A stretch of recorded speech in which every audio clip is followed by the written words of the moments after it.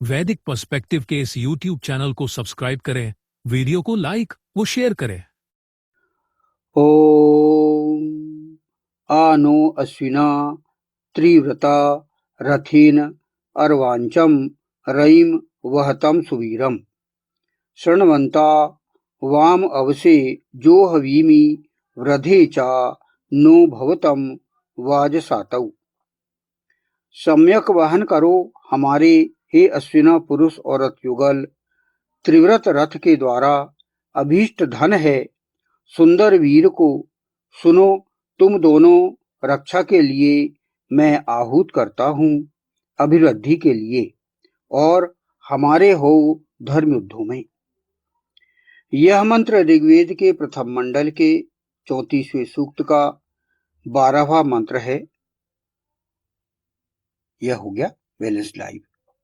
तो सरल शब्दों में हम इसको निष्कर्ष निकाल के हम समझते हैं कि सम्यक बराबर क्या हुआ, यानी सम्यक का अर्थ इन जो व्याख्या ली गई उससे हम क्या समझें कि जीवन के हर क्षेत्र में सही प्लस संतुलित प्लस शुद्ध तरीका,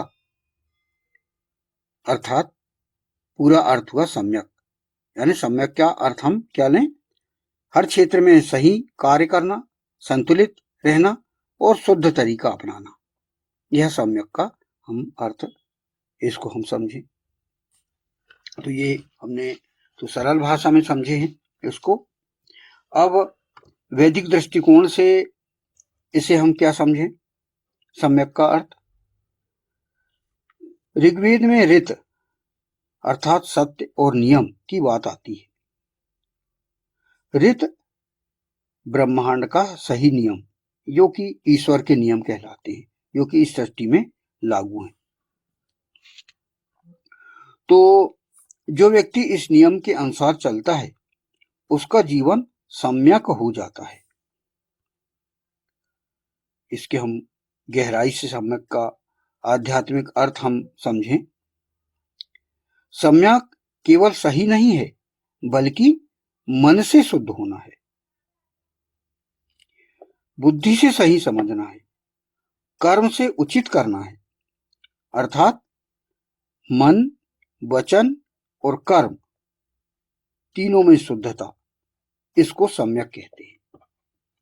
हमने इस वैदिक दृष्टिकोण से हमने इसको समझा कि मन वचन कर्म तीनों में शुद्धता के साथ करना, यह सम्यक कहलाएगा। अब इस वैदिक दृष्टिकोण से हम लें तो जीवन का सूत्र क्या निकलता है। जब व्यक्ति सही सोचता है, सही बोलता है, सही करता है तो वह सम्यक जीवन जीता है और धीरे धीरे आध्यात्मिक शांति प्राप्त करता है। बराबर कुल हम इससे हम समझें कि सत्य और संतुलन और शुद्धता और सजगता, इसको मिला के सम्यक हुआ। सत्यवाणी, संतुलन, जीवन में संतुलन और शुद्धता और सजगता, इसको मिला के हम सम्यक इस अर्थ को समझें। तो इस मंत्र में सम्यक की जो बात कही गई है यह हम इस दृष्टिकोण से लें। हम अभी सब इस फुटनोट में सम्यक के साथ आया है सम्यक वहन करो हमारे हे अश्विना पुरुष और रथ युगल। सम्यक तो हमने समझे इसको कि सम्यक शब्द क्या है। फिर है शब्द आया है वहन। अब वहन का क्या अर्थ है। वहन का आध्यात्मिक अर्थ हम उसको लें। वहन का अर्थ होता है किसी चीज को उठाकर या लेकर बढ़ाना, शारीरिक या मानसिक रूप से। क्या कहा गया, किसी भी चीज, किसी भी वस्तु को उठाकर या लेकर आगे बढ़ना, उसे वहन करना कहलाता है। या तो हम शारीरिक रूप से भी उसको हम बढ़ाएं या मानसिक रूप से बढ़ाएं, उसको कहा जाएगा वहन करना। जैसे कर्तव्य का वहन करना, अर्थात अपनी जिम्मेदारी निभाना। फिर धर्म का वहन करना, धर्म को जीवन में धारण करना। ये हो गया वहन करना का अर्थ। तो ये वहन का अर्थ हमने समझा, अर्थात सम्यक वहन का हम पूरा अर्थ क्या समझें कि सही तरीके से हम जो चीजें हैं उनको बढ़ाना, आगे लेकर चलना और प्रोग्रेसिव प्रयास करना, चाहे वो मानसिक रूप से हो चाहे शारीरिक रूप से हो, तो उसे हम सम्यक वहन कहेंगे।